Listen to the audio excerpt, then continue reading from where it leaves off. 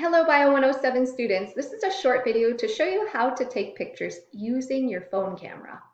So this is very straightforward, and a lot of Bio 107 students have been doing this for years, and they actually showed me how to do it.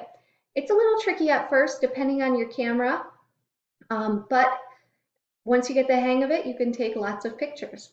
So we have our microscope here. The slide is in place. I focused it. I'm looking at the musca leg right now. And so now that it's focused, I can use my camera on my phone, bring it in to the eyepiece, and I might have to move it around. I might have to give it another shot here, and I get a good image. So there you can see what I can see through the eyepiece, and I have this saved.